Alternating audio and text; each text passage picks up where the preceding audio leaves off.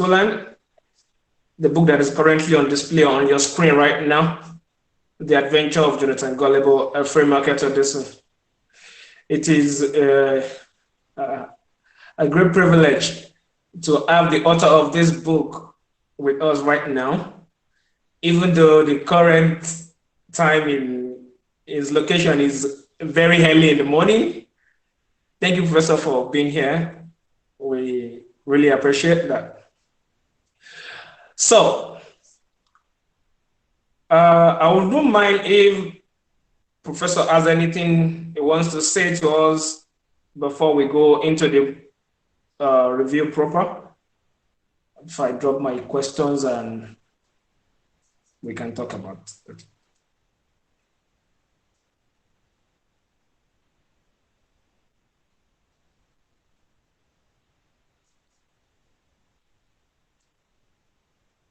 Prof, we can't hear you, sir.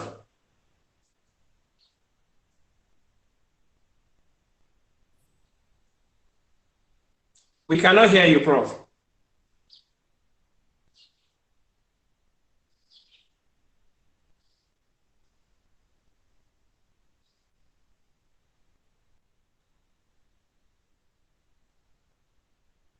We still can't hear you.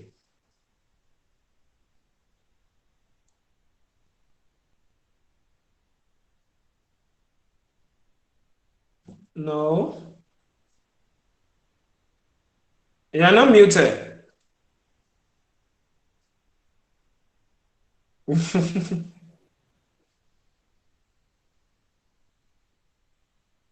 are not muted, Prof.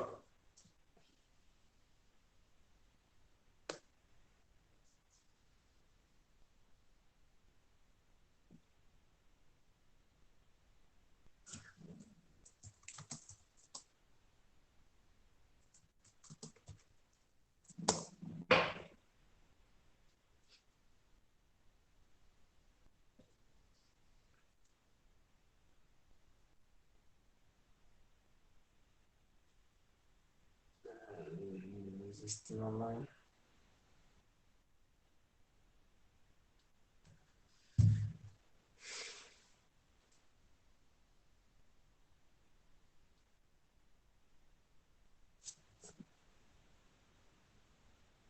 Okay, now you are muted. You've muted yourself.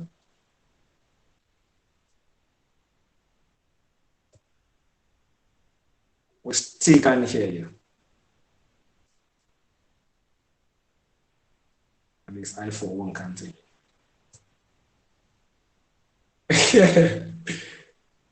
Maybe you should go out and reconnect back.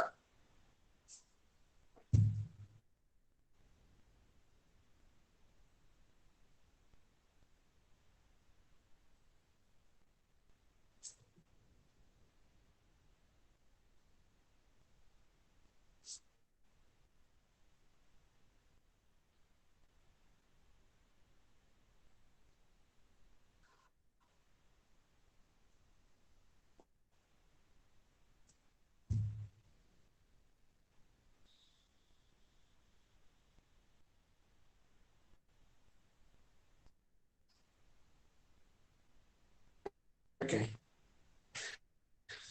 All right. Let's wait for him to come back.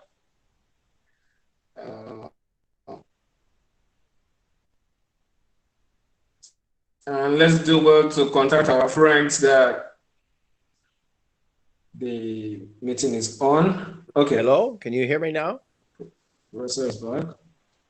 So can you maybe you should try talk now, whatever we can hear. You can hear me now? Yeah, sure. Okay, good.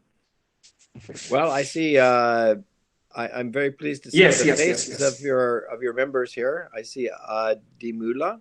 Is that you? Yes. And Abu Bakar. Yes, hi. You look comfortable there, Abu Bakar. And let's see, who else am I seeing? Abdullah. And Bayonle and Kingsley and a whole bunch of Leonards. Thank you, Prof. Well, this is fun for me to be greeting you all. And Sani, yeah, good. Oh, Sani's back on it too. I'm delighted that you've found an interest in this book. I look forward to hearing about you. I shouldn't participate too much today. I want to hear your discussion. Thank you very much for joining this and for allowing me to join you to hear what all you have to say. I'm now in the process of actually this week we'll have the Thai edition of the book that will be published. And your comments and your thoughts on this will give me great insights to what to do with future editions. So thank you very much. Thank you, You Prof. take over now. Thank you, Prof. All right, thank you very much, Prof, for that. So, without much further ado, without wasting our time, we want to make sure that we stay on 1 hour today. We don't want to go more than 1 hour. So, now let's just dive right into the question and let's see how well we have understood what we've read so far in the past 1 week on chapter 1, or chapter 11 to chapter 20 of The Adventure of Jonathan Gullible, A Free Market of Gedson, or Dizzy. So now, I want to ask a general question. What economic right values did Jonathan teach you as a person in chapter 11 to 20?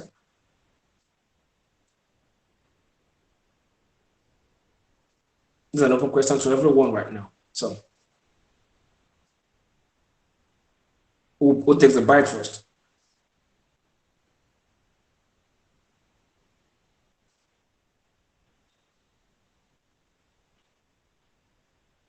I hope everybody can hear me. Yes, we can hear you, Leon. Yeah, okay. Okay. Good evening, everyone. It's also a pleasure to have Prof here in our midst on this issue and our reading review for the week.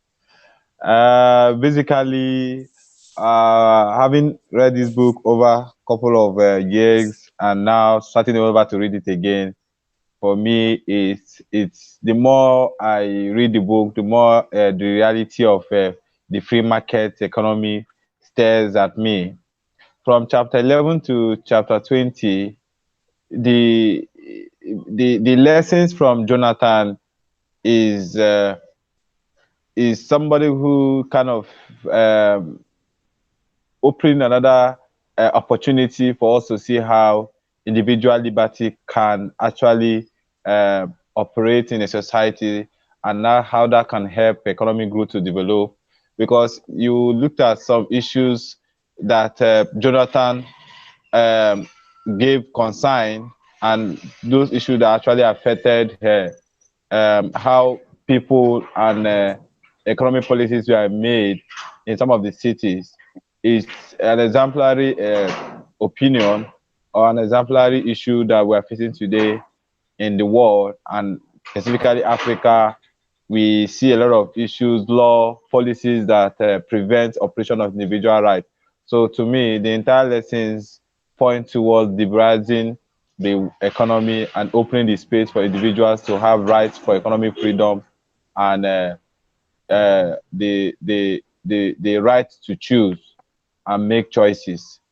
It also points to somebody maybe being rebellious to make a decision, or being rebellious to, or being an activist to unveil opportunity for people to sell. So to me, that's one of the greatest lessons of individual decision making and operating in a society that respects individual rights and decision. Thank you. Thank you very much for that. Do I have any other person that? Okay. Hello, Leon. Go ahead. Hello, Carlos. All right. My name is Bayonle Fesobi, and one of the lessons Okay. I learned, economic rights that I have, gained from chapter 11 of the book to around 18 or 20 is the fact that an economic system is best built on the ability to provide opportunity for every member of that economy to participate. Like Roland, my colleague, already said, we, we now live in a society where government decides what people should do, what kind of persons could participate, what kind of activity they could engage in the economy, or what kind of enterprise they could engage with others. And that's brought about a lot of setback to us. And we've seen how economies of countries have crashed because of the monopolies that have surrounded too much of guarding the economy from uh, private participation. It's important that an economic system is built for people who are ready to interact with the economy, who are ready to participate with trade, and who are able to make transactions between themselves. And that's pretty much what I feel this cryptocurrency has brought into spending over time. In the 21st century, we witness scenarios where we have central banks not being able to monitor the spendings of persons, and it brings in privacy to your financial transactions. And this is pretty much what the lesson we learned. It's basically rooted in the adventures of Jonathan in chapters 11 down to around 20, that says that preaches the fact that individual persons should be able to participate in uh, the economy. The economy should be free to everybody to participate in and make transactions. Thank you. Thank you very much, Mr. Bayonle. Do we have any other person one more person to give comment on that?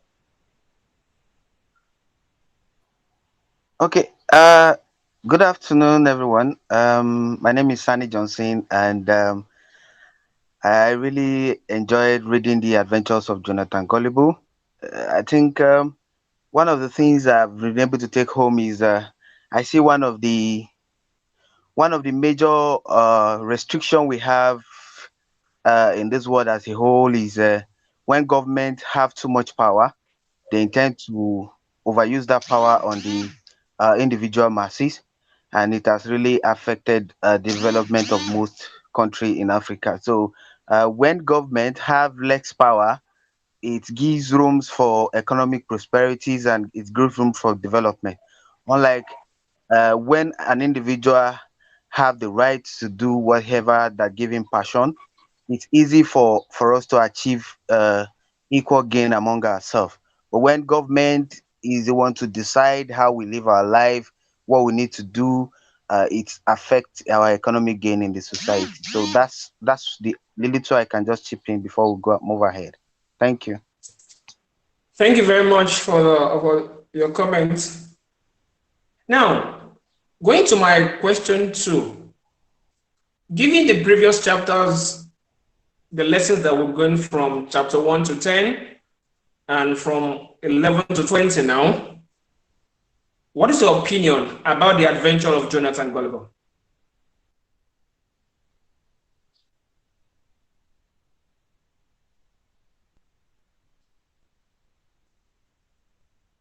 With what we've read so far from chapter 1 to 20, what would you think of the adventure of Jonathan Gullible?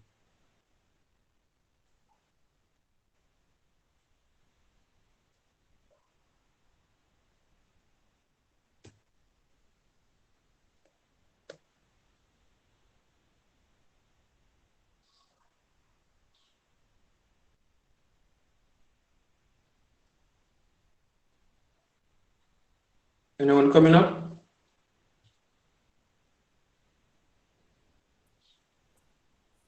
Good evening. Good evening. Can you hear me?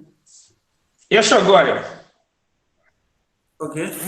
My opinion on the book, The Adventure of Jonathan Gullible, especially the adventure of the hero of the book, is that the author tries to put the whole ideas of the materialism inside the adventure of the hero. because the more the hero dwell into the island, the more we see the reason why, more reason why we should have more freedom. Let's take, for example, the moment the man, the hero, Jonathan Gullible arrived the island, he started seeing some strange things that he has not seen before. And this kind of thing are those things that infringe people's liberty. So right here, we are not only talking about a novel that I just read, it's not only captivating, but it's also passing a message that we should all know. And this message is about liberty of individuals. Thank you very much, Abdullah. Or any other person, what do you think about the adventure of Jonathan Gullible as per what we've read so far in chapter 1 to 20?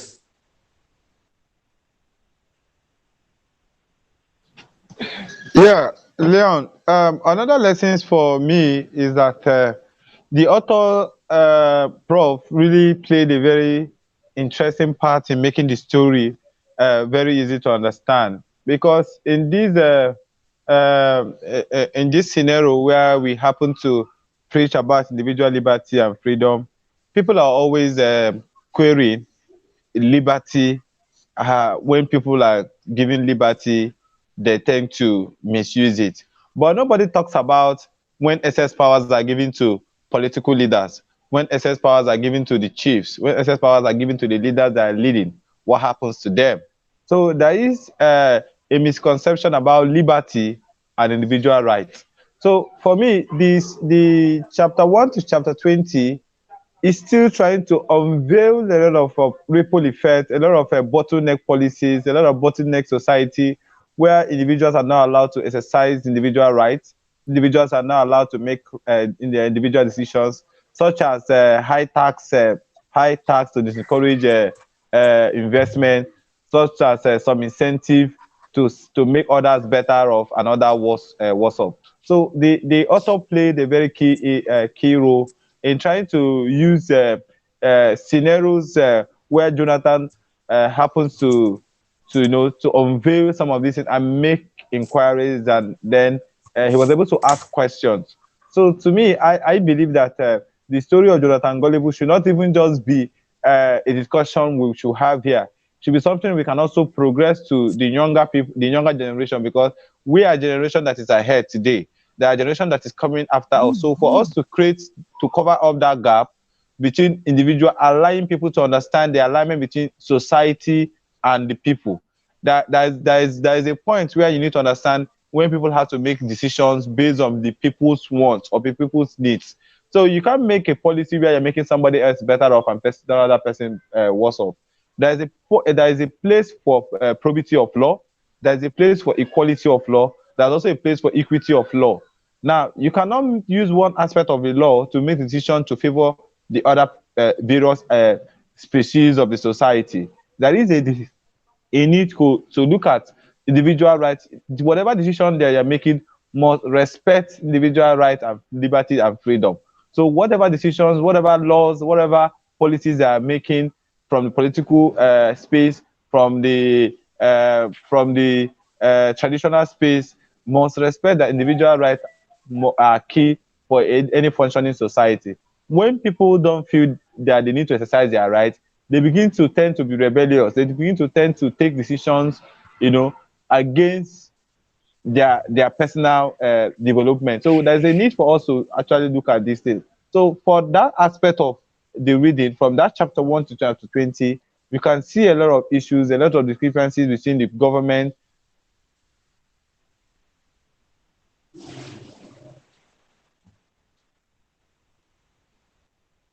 I think we lost. Okay. Of how individual liberty should work and how the society should formulate its policies and its law. So that is part of the lessons for me, and I believe it won't be so different from what other readers here too might have said or are going to say concerning their experiences so far. Thank you very much. All right. Thank you very much, Mr. Roland. I can see the smile of approval on Prof's face. Okay, so who has something to say about that? What have you learned so far from chapter 1 to 20 of Jonathan Gullible? Do you have any other words wants to come up?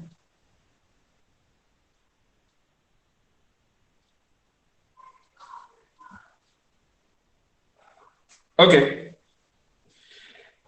Chapter 11 of the book talks about the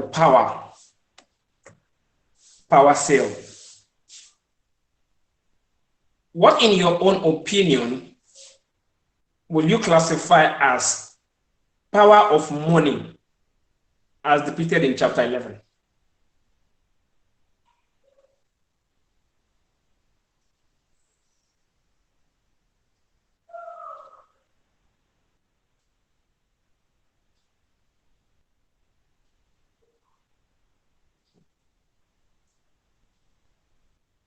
Prof, we can't hear you.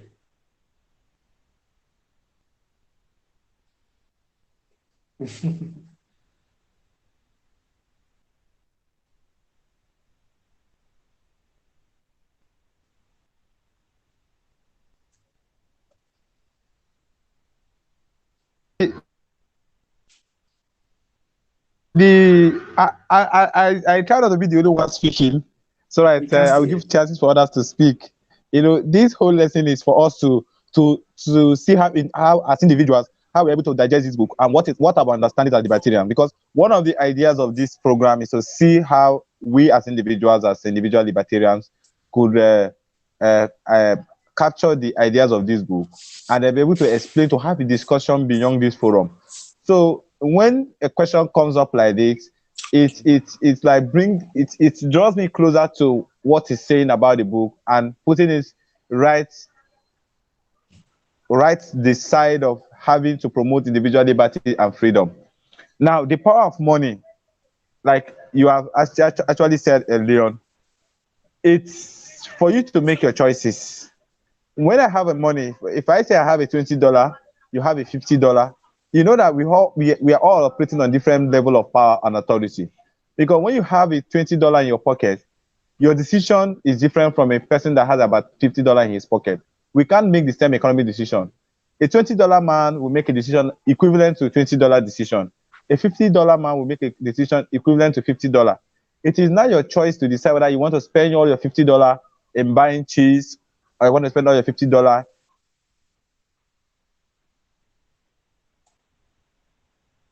I think you lost Mr. Kingsley there. So for me, I think the power of money talks about the power of choice. Because when you have money, you'll be able to make choices. You'll be able to decide what you want to do. So it's a trade. So as a universal acceptable means of exchanging goods for value, money stands as it's an economic power. So it helps you to make choices. It helps you to be able to decide what you want, how you want it. So money for me,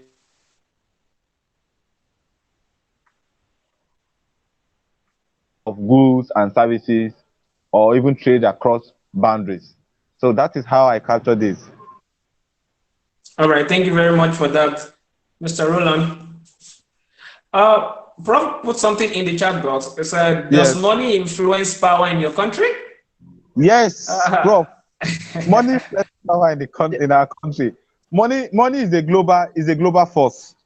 So in the capital market,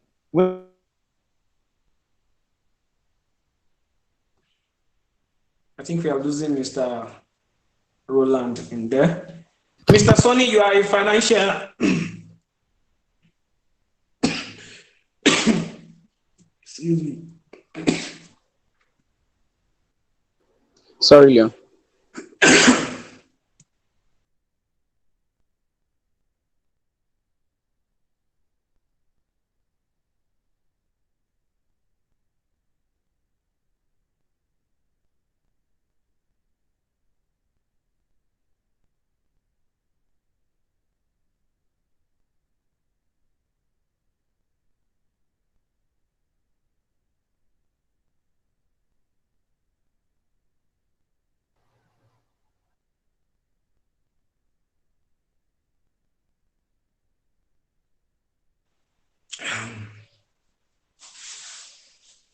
Sorry about that. Mr. Manley, you want to say something? Yes, I wanted to bid you sorry and contribute the fact that yes, money does influence power in my country. I'm from Nigeria, and in fact, money goes beyond influencing economic power. It influences all other forms of powers that exist here in Nigeria, and I'm sure from comparative studies that the same goes for all other West African, if not all the African countries, and of course some of the developed countries too. Money influences power a lot. It has come to a situation in Nigeria that elections, education, agriculture, infrastructural development now tails towards the capacity of your money power. Now, it is important to also note that it is not the fault of the economy that we have money influencing power. The fault of the society dancing to the tune of the power of money. Money is so powerful such that it can influence anything. And one of the holy books even said that money is capable of solving everything. And that's a very serious case to look at because it points also to the fact that money can actually influence a lot. What people get for values, for services, for transactions, what most persons live for is not the non-intrinsic values. Sometimes it's for the substantial part, which is money. So when you work, you need money. When you get a service done, you need money. The same way when you vote for a politician, you expect to be paid. When when the politician does your road, he too expects to be paid. So he dips his hand into the pocket of the coffers of the public and gets out his own money. The same way when you get admission into a university, the lecturer expects the university management expects you to pay them. They call this one acceptance fee. I'm still not yet, coming to terms with that money. What's it used for? Acceptance fee for a school to accept you into the university. You passed, you wrote these exams yourself, you have passed. You still have to pay money called acceptance fee to access an admission you have written for. After paying your intellectual capacity into investing into the exams, you still have to pay money called acceptance fee. This money sometimes is even twice the normal school fees. So you pay to access education, you pay to access political rights. If you need to get your passport today, we went to Kaduna State Immigration Office some days back, and we were told that we need a guarantor. And to get a guarantor, they were telling you, no, you can't bring a guarantor. I told them I have a Chief Justice as a guarantor. They were telling me, no, you can't bring anybody here. We have guarantors for you. You want to guarantee me that you don't know? And they said, I have to pay the person. How much? Talking about 5,000 naira. Less than, that's about $10. For what? Because you want to be my guarantor. How can you be my guarantor when you don't even know me? To show you that even money gives you access to travel out of this country. At every juncture of the airport I traveled in the past 2 years, they'll ask you, it's morning, anything for coffee? It's noon, anything for lunch? It's night. We could grab a dinner. That's the most professional way they ask you for money to influence. Now, this is because they have a certain level of power with them. Even religious power is being bought with money.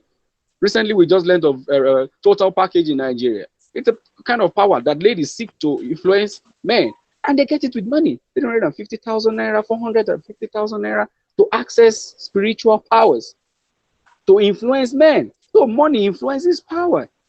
Any area, fake pastors, fake prophets, fake religious clerics ask for money for the power they think they possess. So money influences power, not only in my country, all over the world. Money influences power. If we begin to, send $5 to every participant on this group to access this show, you would see in the next show we won't be able to accommodate people. Money will influence them. True. If Professor Ken chooses to send $10 to every participant on this group, and then we post it on the Facebook page, if you are going to be on the show, you get $10. Oh, in fact, make it $10 ahead of the show. You see people trooping in. We won't have space to accommodate people, to show you that money influences power. So we force them to read a book because we have the money at hand. So that's the way it runs. Not only in Nigeria, every part of the country, and it's every sector. The private sector, the public sector, even the international affairs. Money. I was just reading about the country of West Africa where their president spoke with Russia about some, money influences everything. Thank you.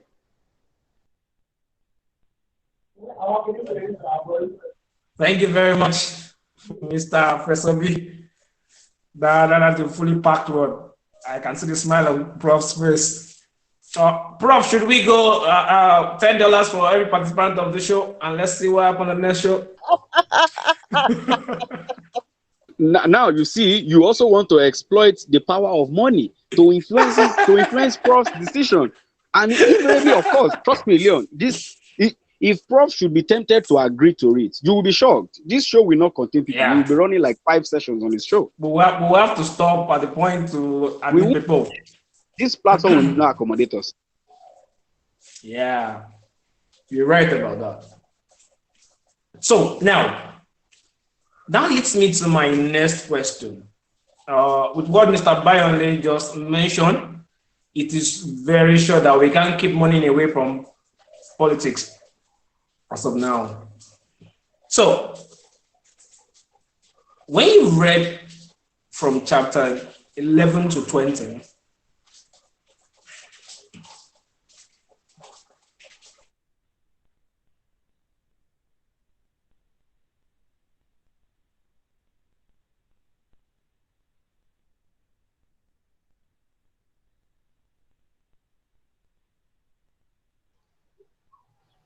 Mr. Leon, are you still there?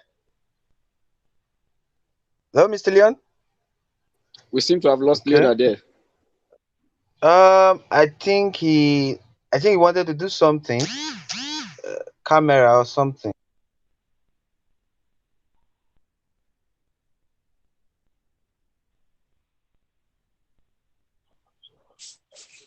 I'm back. So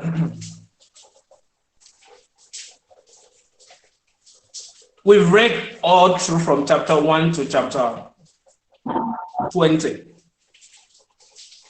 What are the invisible goals that you've identified in society today as recorded in the book, The Adventure of Jonathan Gullible?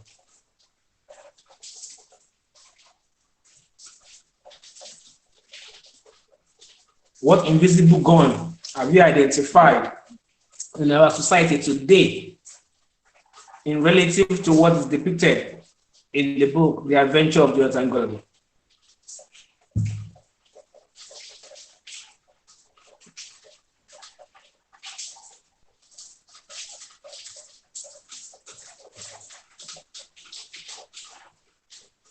Good evening. I think if you want to answer that, there are so many to say, because even the chapter 11 that talks about the power of money, during election, you can still see a lot of vote buying activities. And this is exactly what happened in chapter 11, where Lady Tui is trying to persuade Jonathan to vote for him. And he even made it clear that either you are with me or you are against me. So it's exactly the same thing that's happening right now. When there's an election, the politician will try to influence the voters by giving them money, and this money is just maybe 5,000 plus 10,000, and they are going to vote for them because of the money. So this particular thing is something that's happening, and not only that, even the restrictions of maybe the restrictions the government puts on markets is actually killing the innovation that we get in free markets, like being taxing people, not giving them choices. For instance, the library tax, where people are to be, like when people paid before, like they have access to the library. So the author put it somewhere in the chapter that, like, who choose the book that you be at the library? Who choose the book? So the people that choose the book are those in power. Instead, they are supposed to be a private library where I have to pay and get the book I want. So there are a lot of public library out there, and sometimes you go to the library and you don't find the book that you want. So those kind of things, there are many to mention.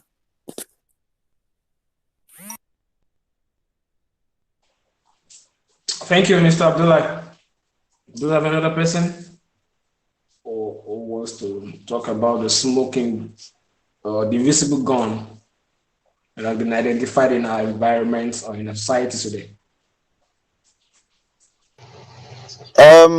I would say one of the invisible gun is expectation.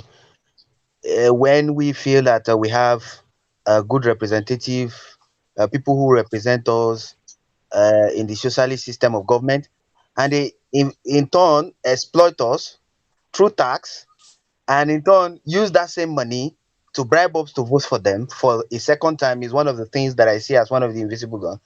And others, I can talk about corruption also. Corruption, one of the when you have leaders who are not concerned about his the people he represent. He's only concerned about his pocket. You cannot get anything from that particular leader. So in them, so they are unconcerned about the development of our society. They are unconcerned about how we can prosper in economic entrepreneurship, to prosper, everything to go well in the society. What they are concerned about is the pocket. So corruption is one of the things that has eaten deep into the African community, and it has really affected us seriously. So I will mention these two things as one of the things that we can qualify as that. Thank you. All right, thank you very much, Mr. Sonny. Now, that leads me to my next question. When taxes are too high, people go hungry. How can we drop this in a real life problem?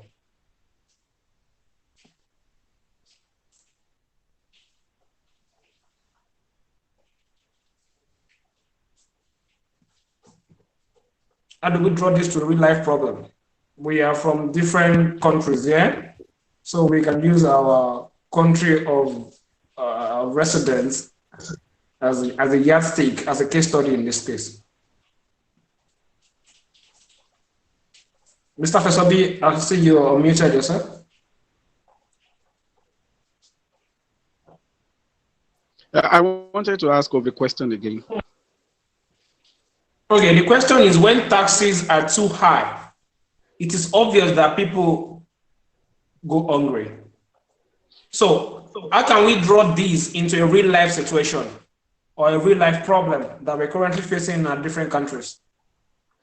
Okay, well, if taxes are too high, people go hungry. That's very true. Very, very true, because it shoots up the rate of production. And of course, the rate of production affects the prices of commodities in the market. And how we can address this is to seek for tax reduction. In fact, as much as possible, we could look for ways to remove all taxes if possible. How do we do this? We ask ourselves, what is the existing tax? What are the existing tax policies? You know, we were on a session about 3 weeks ago, and we're looking at how to influence, move the voting window of political decision from 0 to 1 in terms of doing business in a country like Nigeria. And we're looking at influencing government decisions on tax policies. And the first thing we need to understand is, how do I reduce tax? How do I participate in the tax reduction advocacy? So you ask yourselves, what taxes are existing right now? What taxes are existing right now, and what are the legal processes to ensure the reduction? So there was a lobby in 2013. I don't know if Roland or Kingsley was aware of this policy or this development. The tax that led to the fuel subsidy removal was lobbied for in the Federal House National Assembly. And what people looked at was that, why is it that a country like Nigeria that has abundance of fuel is still unable to get fuel at a very low price? We buy, if not the third highest price of fuel in the world, and we are the second largest producer. Now, this is so alarming. So people asked, why is this so? And we discovered that, okay, we had problems with government having to refine and all that. And there's a business mogul who has been trying to build a refinery for himself in Nigeria. Probably that would reduce the amount of tax that foreign refineries would have to refine crude oil for us, and would probably inevitably reduce the cost of fuel. Now, this is how to engage with the tax policy reform. You ask yourself, what tax are you looking at? we're looking at electricity production in Nigeria, and we're looking at how to reduce government billing on citizens on how much they spend on power supply. And we're looking at, okay, alternative power supply. Could we use solar? Could we use generating sets? And we're looking at what existing electricity policies are. So ask yourself first, what policies are in power, and then how do we reduce this policy? What legislative process will it require to reduce this policy? How, and in the long run, how you then measure how this policy, tax policy advocacy would help reduce the price of commodities in the market, and how that would help people to be able to afford these commodities in the market and reduce hunger inevitably. All of this is packaged into what policy advocacy reform is all about. So individuals who are interested in policy advocacy reforms could reach out. So we could put ourselves through, especially for Nigeria as a case, reach out through persons who could help, put heads around and see a policy would try to influence to reduce. Of course, we have done this and then we can do it again. We have done it with political reforms. Age reduction has been done, and we can still do more than that. Thank you. Thank you very much, Mr. Bayoli. That leads me to my next question. In chapter 17 of the book, The Adventure of Jonathan Gullible, it talks about the carnival of special interest. How do you, in your own English and your own opinion, explain the carnival of special interest, making sure that you bring it home into your respective locations?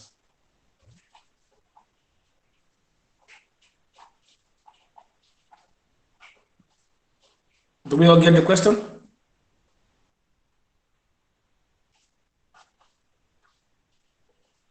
Yes, I got the question. Sorry, the last time the network was a bit bad, so I went offline and all that. But No. for me, the the carnival of special interest talks about. Can you come in? Hello. Go ahead. Go ahead. So the carnival of special interest talks about everyone playing along their area of interest. We are all here today because we have one interest, and that interest is how to advocate for a liberal society, how to promote individual liberty, economic liberty, and societal freedom. Maybe somebody who is not here, who doesn't buy to our idea, cannot be part of this carnival of interest. Now, when you talk about carnival of interest, you can also tag it in economic of interest or priority. We all have different interests as individuals. Somebody wants to become a medical doctor. Some other person wants to become a lawyer. Those are values, those are interests of different backgrounds. So when you talk about carnival of interest, you're talking about how your interests excite your mind, how your interests makes you fun, the fun you have from the interests you develop. So carnival of interest is very important because that carnival of interest is also trying to give you one principle of economy that talks about supply will meet demand. And as an economic agent, you don't go where you don't have an opportunity cost, or you don't go where you don't have an absolute advantage. So carnival of interest is trying to explain to you how your individual.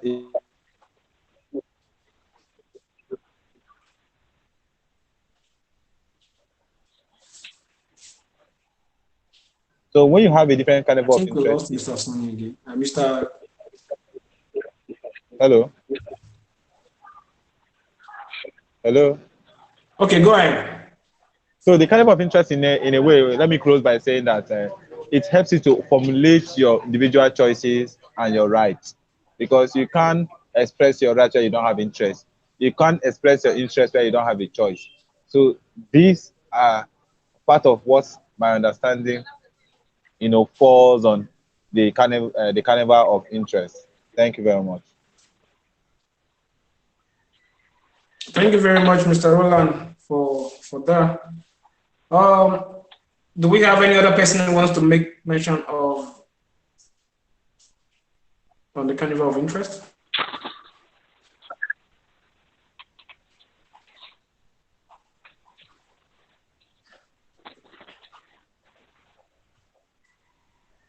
Okay, I think no other person. Okay, now that leads me to my next question. Still on that carnival of interest, do you think the carnival of interest is a fair play to everyone?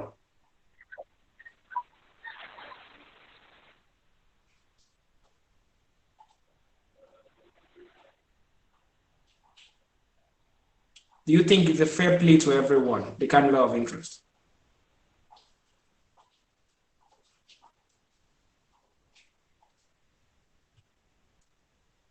Can you repeat that question? Sorry, I didn't get that. I said in chapter 17, which talks about the carnival of interest. Do you think the carnival of special interest is a fair play to everyone? Yes, carnival of interest is a fair play because it doesn't affect, to me, carnival of interest does not affect, it doesn't legislate on your rights and your freedom, on your liberty. Carnival of interest is just saying to the carnival of interest is trying to tell you that you tend to gravitate your interest in the area or in the area where you feel you will do better. I have interest in policy.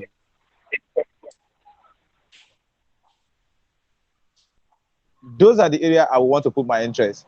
Probably I don't have interest in I don't have interest in medical scientists and all that. I would not want to go there. But my interest is individual liberty, individual freedom, economic freedom, and open trade. Those are my interests. So those are the area where wherever there is people gathering, wherever there is ideology, philosophers, think tanks, organizations gathering, discussing about interests on free trade, open society, and open economy. I will be going towards that because that is where I have a caliber of.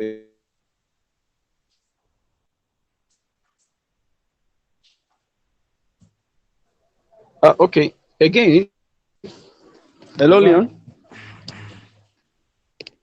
ahead. Go ahead. Okay, great. So, carnival of interest is what Professor Ken Schoolan uh, uh, uh, brilliantly captured in what academics would call comparative advantage. So, carnival of interest is a gathering where you show what interests you more, and that's the beauty of this system called capitalism and free market policies and all that. It helps you to pitch your tent where you are best fit. Now, Kingsley rightly said, if you are interested in individualism, you have the right, you have the what it takes, and the best thing is your interest drives your participation. Your passion fuels your energy. It drives your ability to want to do more. It infuriates your potentials to want to be at your best. And that's what the carnival of interest is. Of course, it is fair to everybody. Now, the next question that we should, focus on is the fact that are you able to pitch an interest in this carnival? If you have the carnival of interest and you don't have any interest, you will be the interest of someone else. It's just like a party. If you go to a party without a clear, if you are just going there for going sake, you end up being someone else achievement. I hope you get that. So carnival of interest is fair to everybody. It's a fair playing ground for every participant in that carnival to have a share in their own interest. It's called comparative advantage, where you are able to perform best. You focus on it, and then you are able to grow. It also breeds expertise, professionalism, helps in grooming people who are experts, and then who could spend more time as grand masters of that particular field. That's what I think Carnival of Interest is all about, and I think it's also fair to all. It's comparative advantage. It helps you to get your feet, firm footed, and you are able to run better as against when you are running in places where your interests are not well grounded.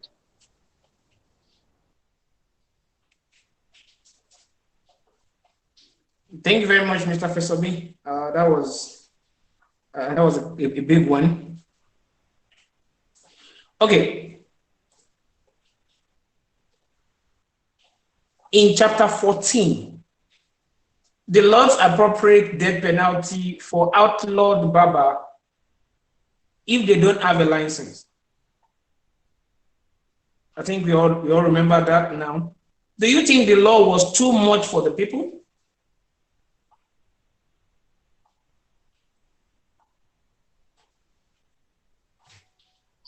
Yeah, Do you think that law that is too much for the people, as Jonathan has claimed? yes, it's too much for the people actually because it's just like a criminal, somebody who is a criminal, who uh who is a rapist, just like you comparing a rapist to somebody who take drugs, and that's what really happened in our society. You know, the person who take drugs feel that this is what will give me happiness, but the rapist is an like he committed an act against human, like by abusing the woman, the human. But in the case of drug abuse, in the case of taking drugs, the government tend to feel that, oh, it's a criminal act for you to take drugs. But I feel that as an individual, I have the right to take what I feel will give me rest of mind, what will make me feel all right. But the long run is what I feel drug abuse is where we can in the aspect is when this acts, when you are taking drugs and it affects the individual, your neighbor, that's when we need to tame that attitude. But in, in this case in this case, how can you put a license, a murder case, a law murder on somebody, you're going to murder somebody who did not have license for to be a barber. So it's pretty to action on those on the barbers. All right, thank you very much, Mr. Sonny. Do we have any other person who wants to mention anything on that? Yes, allow me to also chip in again that that is the sorry state of our policies at the moment. The punitive and sanction part of our constitutions have given prominence to the rise of capital punishment for, the most simplest offenses, and for the bigger offenses, we have very very little of sanctions against them. Now, it is important. I'm sure Tijani is on this call. Abdullah I think, is a student of law, and I think he should understand better the fact that Nigerian laws give more attention to smaller crimes, gives more punishment to smaller crimes than to bigger crimes. Someone steals $483 million. The guy pays $10 million and goes away with the rest. Someone steals a goat. They'll take the person to a magistrate court. The guy serves 14 days in the prison, doing community service for 10 days. Now, the man who has stolen millions of money and the guy who has stolen a goat, there was a case about a month into the coronavirus, and there was a woman who had to steal to feed her children. And they, tied this woman to a stake, and they were beating her and all that. And someone asked, all of you here, you did not ask why this woman came to steal. You have come to beat her up. Why has she come to steal? She has a baby who is dying. And then she had to feed. Of course, stealing is not justified. Of the same way for the papas, not getting a license is not justified. But killing or death penalty should be the punishment for not getting a license as a barber. No. That's aberration of the law. It's important we begin to focus on these things. And there's a need for us to also be conscious of the fact that punishment should should only be meted out for unrepentant sinners. Of course, nobody should go without being punished. But of course, the first thing is you support the person before you punish. Why is this person involved in this kind of crime? So crimes don't just escalate because criminals want to be criminals. Crimes escalate because there are not enough freedom for them to express themselves. If this woman was able to make money for herself, this woman did not steal 2 months ago. She didn't steal 5 months prior to that time. She started stealing when she could not make money for herself. So what do you need to do for that person? Do you need to kill? Do you need to put in prison? No. Help this person to have access to more money. Help this person to get a befitting job that can feed her child. That's all she wants. Not put her in the same prison where you are putting someone who is a rapist. The same prison where you are putting someone who is a drug addict. So these are things we need to look at when it comes to policies or laws, and then we need to also put up an action against it. If there is a law that is bigger than the crime, we should cry against it. Death penalty is not, I wish I could say this in English. You know, the Yorubas have a saying that cutting the head is not the cure to headache. You know, let me say that. Or before, you know, and you can't cut the head in order to cure an headache. Death penalty cannot be the punishment for not having a license. Help these people to get a license, for crying out loud. This thing happened in Ibadan, North local government, some weeks before coronavirus. And people were asking, they wanted tricycle riders to get licenses for their tricycles. And I asked myself, was there a training to get this license? They said, no, you just have to pay money. So all these things also about money making. So I felt it's just so wrong. It's just so wrong. These guys pay taxes at every junction. You still want them to get driving license for driving a tricycle? Who does that? Who does that? Make these things affordable for them. No, these high, net-breaking prices are the ones the registration officers are calling for, and they begin to arrest people. At the end of the day, we begin to have traffic. People could not get access to transportation. Cause another problem again. So let's begin to watch the punitive side and the sanction side of our constitutions and policies and laws, so that it doesn't outweigh the punishment itself. Thank you. Thank you very much, Mr. Bayonle, for that. Do we have any other person that wants to say anything about that? Yes, I like the consequence of these laws is that, yes, I do. in Nigeria now we have too many laws. There are so many that we even try to divert our attention from these capital laws to those to the crime that are not more important. For instance, now, like there was a bill in National Assembly that this man from Niger State tried to pass this social media bill. The bill, all the social media. Yes. So, like, did you try to give people that spread fake news or what, death penalty or life imprisonment just because you share the news?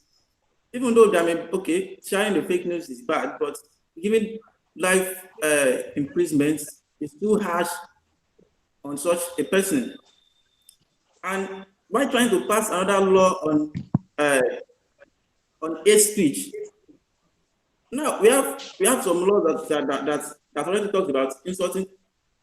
When I went through the bill, I discovered that this hate speech they are trying to define, they include that insulting, inciting violence, but we have some acts in Nigeria that already covered this type of crime in penal code that we use in northern Nigeria and the criminal code that we use in southern Nigeria.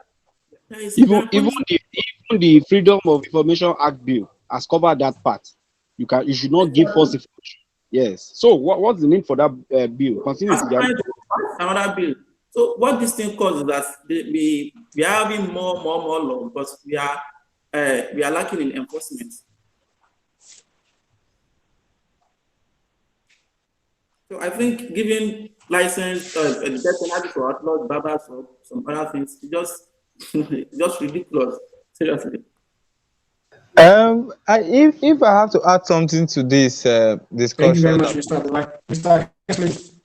If I had to add something to these issues that we are raising about the death penalty, we like Bayonle actually said, you don't give capital punishment for people that are trying to make economic decisions. These economic decisions, we need to ask ourselves: does it affect anyone? Does being a barber, opening a barbering salon, does it affect the next man? Opening a what is license? A piece of approval from government that says you can operate.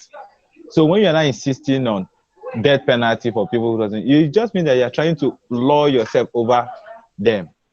I mean, there is a point between the law or the state and the people. In every law that you're making, in every economic decision, in every law you're making, in every law that you want to enact, the interest of the people comes first. What is the interest? Death penalty would encourage now that I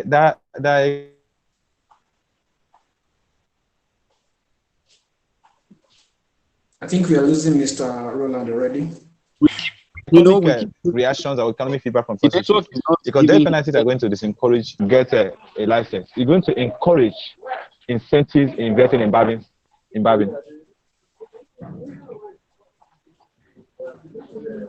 All right, thank you very much about that. We don't have much time. We don't have much time. Let's go to the next question. We can continue that on our Facebook page or the WhatsApp group. Now, in chapter 13, talks about rent control. According to your own opinion, do you think the rent control was necessary? Rent control.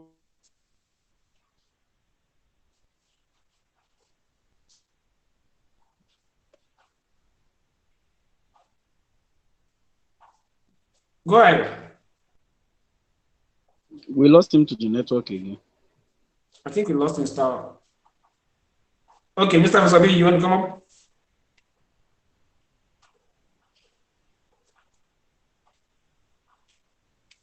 No. I'd rather more persons participate. We have Samuel Olayemi, Zainab Sulaiman, and Carlos da Silva to chip in one or two things. They have not spoken. Justin. Yeah, Mukaila, say something.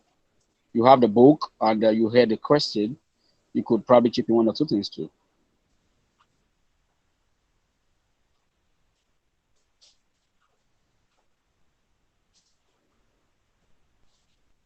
Do you think the rent control was necessary? Samuel Olayemi, please proceed. I think you've unmuted yourself. You want to say something? Okay. Hello, can you hear me? Yes, we can perfectly hear you. Yeah, sure. Go ahead. All right. I want to talk on the rent control. Although it is true that government have minimal function, and by minimal function, I mean there are areas that government shouldn't encroach into. But I think rent control is not a bad idea. But then government should do the need. There was a time in Lagos, Nigeria, where some landlords will insist on collecting 2 years rent from their would-be tenants. That's perfectly outrageous until the state government came to the aid of the citizens. And that was that government was on that check. So I think rent control is not totally a bad idea, but then government should do it in such a way that it will be a win-win affair for both the tenant and of course the land or the owners of the property. So for me, the government should play more of intermediary role than taking sides in many of the parties involved. Okay, that's a great one. Samuel, can I point out something? Samuel, can I let me? I want to point out something Go to ahead, Samuel. Mr. Samuel, Go ahead, Mr. Kingsley. I like your interventions and I respect your opinion. At the same time, but I want you to understand one thing. Rent control is not for the interest of the people, even for the tenants. The rent control is not for the interest of the tenant. The rent control is for the interest of the government. Now, when you are trying to encourage government to create a rent control policy, you are trying to tell government to tell you as an investor in estate management the amount of money you should put in your rent. That's nobody's business. You invested your money. The housing is for those who can afford. So if I invested $1 billion in estate management in estate, why would the government now come and tell me that you charge $20 per rent annually, which is not an ideal thing. So that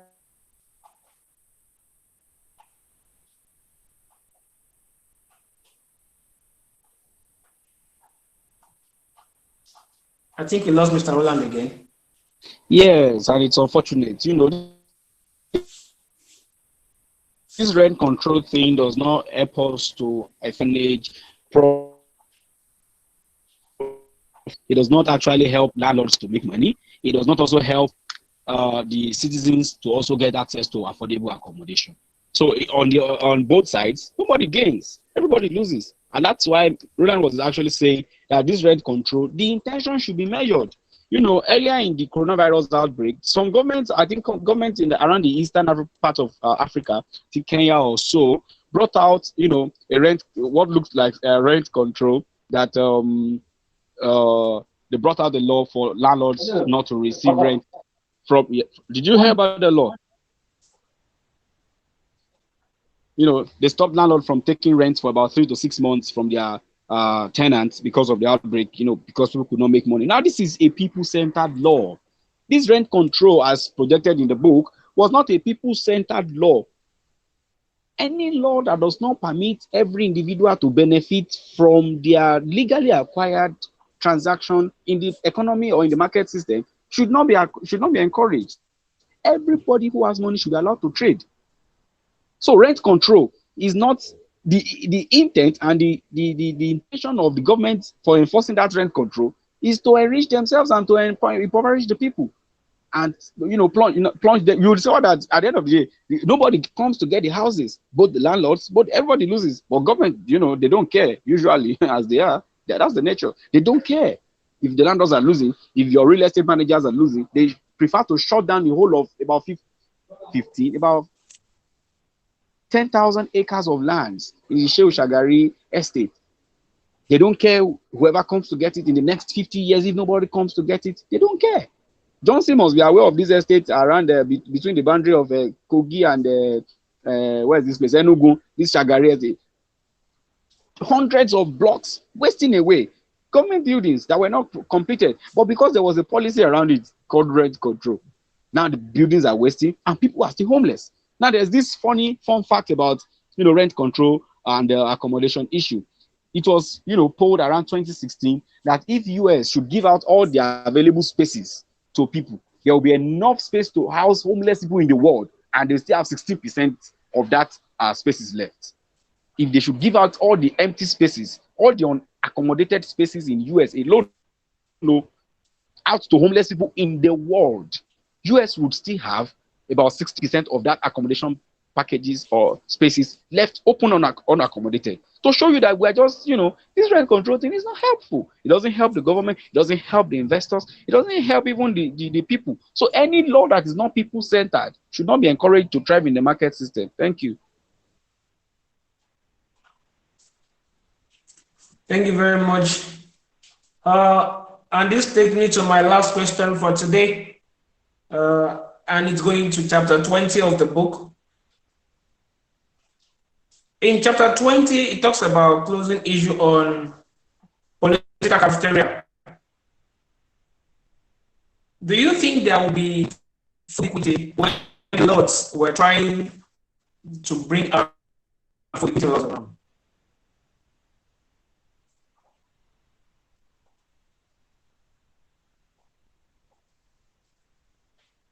Do you get my question?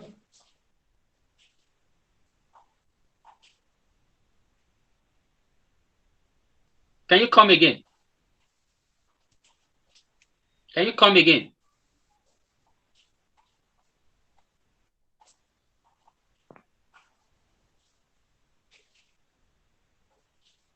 Mr. Samuel, you're muted yourself. You want to say something? Yeah, he wants you to repeat the question again, sir. Okay. I said chapter 20 closing issues on political cafeteria. Do you think there will be food equity when the lords were trying food equity?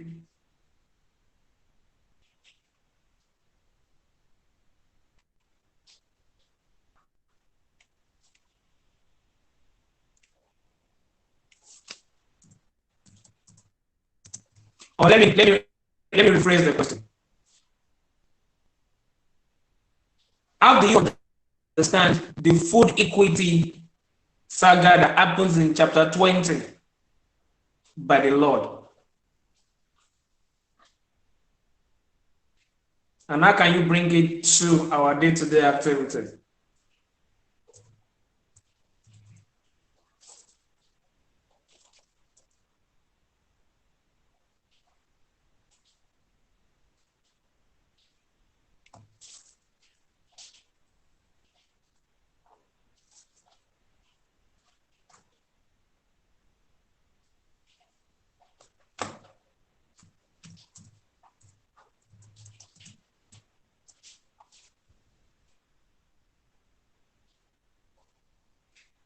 Hello.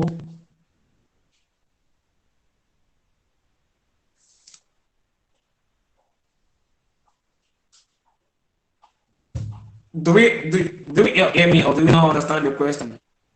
Yes, yes, I think I get right. Um,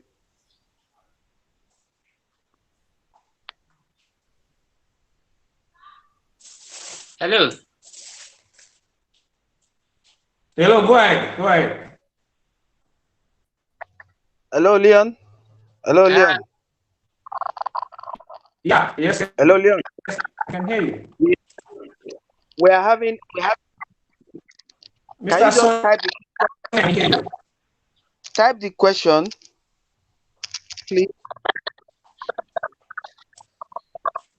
Okay, I'll do that now.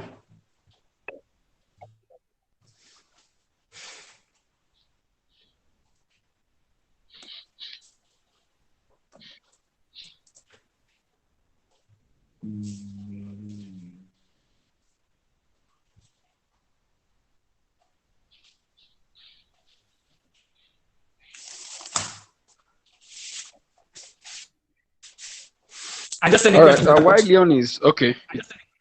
Okay, great. I wanted to chip in something before you finished typing. So I think what's No, go ahead, go ahead, go ahead. the bone of contention there is about quality. You know, about quality of food that is being served and the quality of service that is being rendered at the political cafes. So let's bring it down to real life scenarios and to find out if there will be equity in public service. That is what this question is all about. Will there be ever equity? Go to a public school and I've gone to a private school. At the entrance of my public school, my teachers are very nasty and wicked. At the entrance of your own private school, your teachers are very caring. They even give you biscuits and sweets. So at the end of the day, who learns better?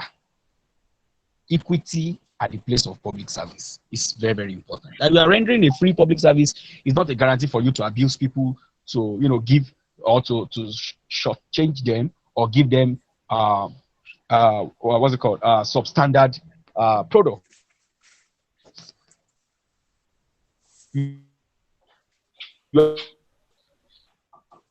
yeah. Thank you. You must I have think seen we in lost various him. public offices the fact that people don't value the fact that they are working for the government. So the equity there comes back to our political cafeteria. Our political cafeteria are public offices where we get public services: the post office, the public schools, the public transport, the public light. You can buy your generator and fuel it and get uninterrupted power supply. But the moment you subscribe to public lights here in Africa, especially in a part called Nigeria, you might not likely get power for the amount of money you are going to pay at the end of the month. So it gives exactly. Cyril Lana is coming up with a very fantastic point that where there are choices, people make their own expense, whereas the quality is not even nothing to write home about. So quality standard is important, and allowing other compete. Now, at the moment, we begin to have private universities in Nigeria, then we begin to see a rise in the quality of education that begin to, and the people. In fact, in some parts of the United States, I'm not sure I could remember very specifically now, but I think a prof should be able to bear me witness that there are places where private schools are better than public schools because of this quality that private school tend to offer. So this way, even private school now brings down their prices, and whilst public schools retain their high cost, private school bring down their prices so as to get more patronage. That's to show you that individual purchasing power should drive the ability to make choices in the market space. You cannot use legislation to bring equity. Yes, in any society, economic agents are driven by choices and better informed information. Economic agents are driven by choice. Yes, okay. So Roland is saying we should have a balanced society, and me, I'm saying balanced or not, let's provide quality. It's important, private or public. Quality is important. That's what people go for. The reasons why you buy food at the roadside, even though it's costlier, even though they are not hygienic, some people still fancy boiled corn, roasted maize on the roadside. than the ones you make in your oven in your room, and then they bring it to you in a packaged cellophane. I don't know whatever the packaging. They prefer the mama that is selling by the roadside, and she's turning it in with her hand, rubbing her hand on her wrapper. That is the way some people prefer it. I see Leon is smiling now. He loves that part. You can buy your roasted corn on the roadside and enjoy it better than the one that is made inside where someone is wearing white and tying wrapper and is wearing a cap and is using an oven to fry the maize. The thing cannot be done. Quality is important. Quality is important. Individuals should be able to participate. Everybody should be able to come to the market and start frying their road by the roadside. Not now build a political cafeteria for us, whereas the quality is low. And then people cannot also afford. And then there's low patronage and quality is also down. Let new people talk. Yes, Roland. My colleague, my colleague, I really want to.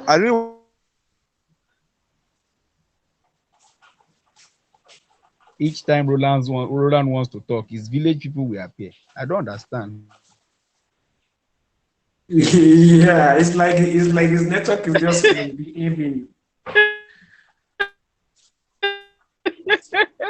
Now he has left. I think it's going to give his final talk on the Facebook and other things. So can one or two other person talk on this before we call it a day? Sorry, today before again, let me just say one or two words. Let me drop my opinion.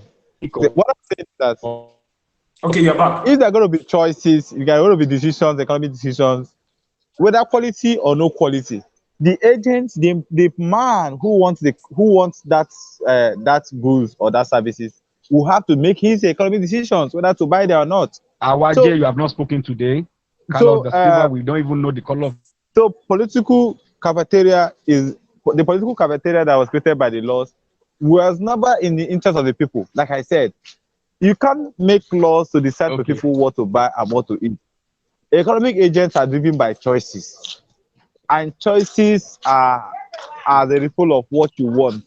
Your optimum benefit. You have a benefit. So when you're talking about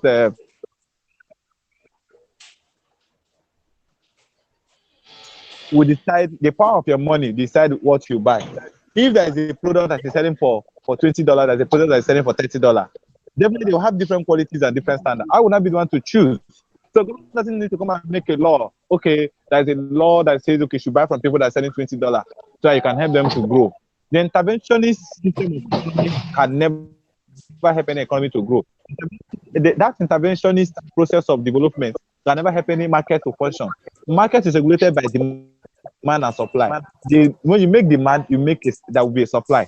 The higher the demand, they say the higher the supply, because as a result of economic policy, you make a decision based on your areas of interest, based on your economic power. What is the economic power? The money in your pocket is the economic power.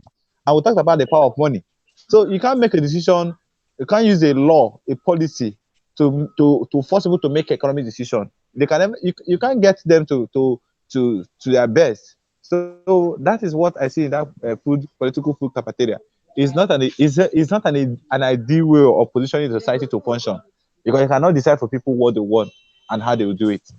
Because in a way, you are making other people worse. And when the policy is making other people better off than other people, there's a problem. When the policy is making other people feel better than the other, there's a problem. So policies or laws are supposed to be neutral. Now I talk about the common laws. You need to look at laws, common law, natural laws. Natural laws does not favor any particular person. When you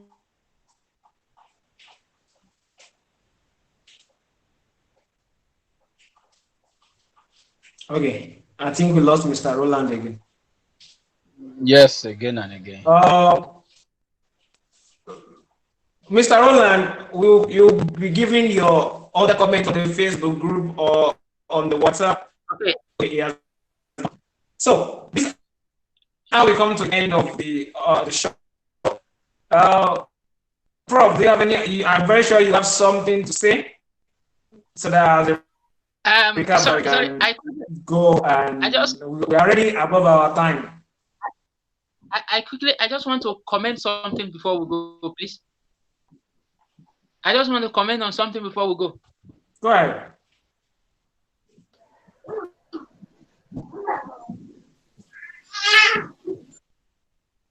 Mr. Olayemi, you're frozen. Okay, thank you. Um,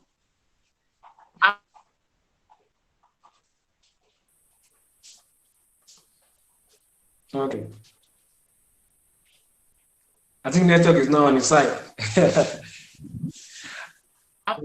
If you are trying to okay. say something that's fine. Can you hear me now?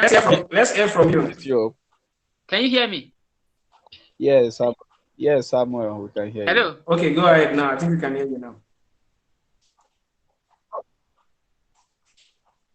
Okay, you can hear me. You know, maybe you should turn off your me. video. Turn off your video. It will enhance your network. Okay. All right. Thank you. I think the role of interventionists, that's government intervention in issues like this, it will not help any economy to grow, but rather I want to speak in the light. Can we hear me? Yeah, go ahead. Can you ahead. all hear me? Yeah, we can hear you. Okay. Can hear you. I want to dwell on the. All right. Thank you. All right. Thank you. I want to dwell on the part of competition. You know, rather than government trying to play an interventionist role, a competition should be encouraged. Because I remember some time ago when this mobile communication, was coming up in Nigeria, and I wouldn't want to mention name anyway. And there was this particular mobile communication company that came first, and they were, of course, the sole dominant of that sector.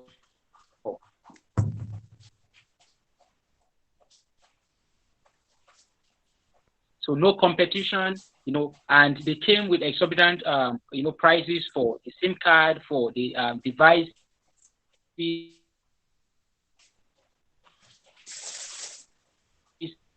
and all that. So, but as soon as competition begins, to creep in, we have better services. Two, we equally have we have better services. Two, we have reduced prices for those services, and of course, more people could now afford to get these communication devices, and then life was relatively better there. Afterward. So I want to say that competition should be encouraged. And competition will bring about, one, improved services. Two, it will bring better qualities, and three, it will bring affordability, because more people will be able to, have what they want, even at a price that is still fair and reasonable, to them. So thank you. Thank you very much, Mr. Olayemi, for that. So, Prof, let's hear from you. We are way above our time. Good evening. Thank you. I think. Hello, Mr. Kelly. Can you say what say in like a minute? Good evening. I want to add on something. I actually didn't read the book, but based on the discussion, I've learned a lot, and I want to just comment on the last question. You see, the government intervention is a means of reducing the strength of the private sector. So when government intervene, especially by making policies that will reduce the strength of the private sector, it tends to give the government strength. It equips them to take decisions that might not be promoting or might not give good qualities to the people. People tend to work based on choices. There are some people that want to, they actually like things of higher prices, or they love things that are actually of good standard. So the government intervening by giving a particular or stating a specific economy, or a specific, let me use the word economy, will tend to give those people that actually want something of better standard, will tend to make them feel inferior, and then they will not be into actually going into that very sector to establish themselves. But when there are private sectors and other bodies, it tends to give people the right to choose and select. And that tends to come to the point of the last speaker, that's Samuel, where he said that there will be competition. But it's only the government, the rate of competition is kind of very poor, and because of that, the government would be kind of very poor. I mean, very proud, and because they are proud, they will just tend to be misbehaving. I want to state something that is happening right now in Kaduna State. We know about the strike going on with the health sector, especially the health practitioners, the doctors. This thing has been in the major thing that caused this strike was the deduction in the salary, 25% deduction in salary. So let's assume a person is having 1 million as his salary. They're going to remove 25%. That's about 250,000 from your salary, just because COVID-19 is here or the pandemic is here. These people are people that are working towards saving lives.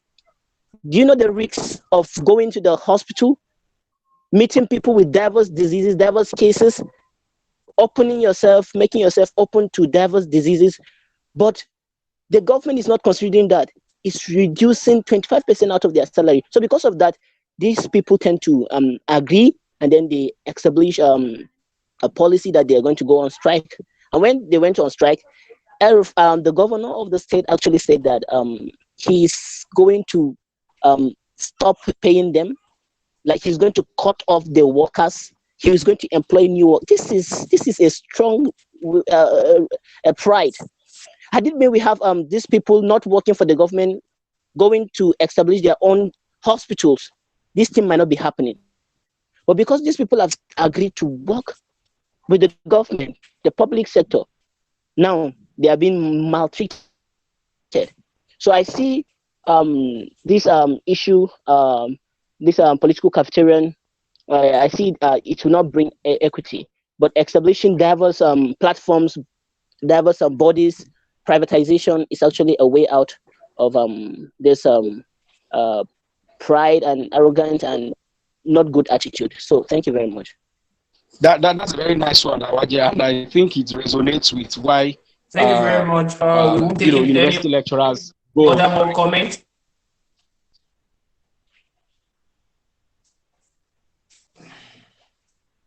We won't be taking any more comment now.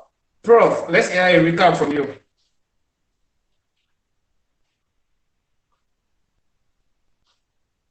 Prof, we can't hear you. We can't still hear you, sir. I think you're muted or something.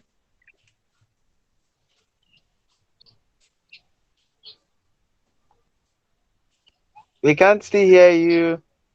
We can't hear you.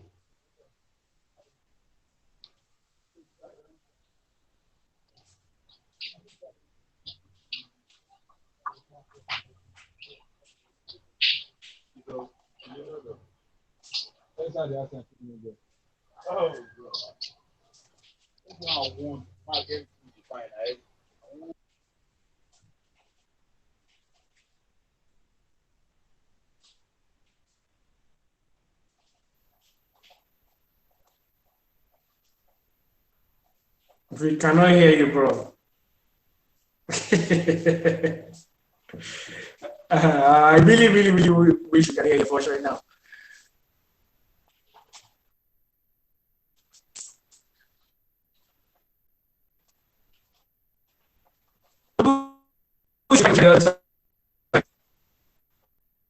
Okay, hello. Okay, is there a way you can? Okay. Prof, can you go out and come in like I did before? Okay, let's try that. Let's try that. I really want to hear your voice right now.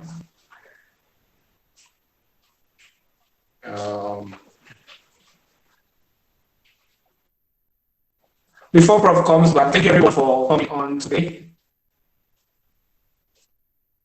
It's okay. It's back. Can you hear me now? Can you hear me? Yeah, yes. We can hear you now. Yeah. We can hear you now, Claire. Yes. Great. I very much have enjoyed this session. Such an international group, and I've been listening to such interesting comments, and I appreciate this very much. It's been a very fun time for me. And even though it's the beginning of my morning here in Hawaii, and I guess it's late in the evening for you guys. So thank you very much for everything. I hope that this will continue.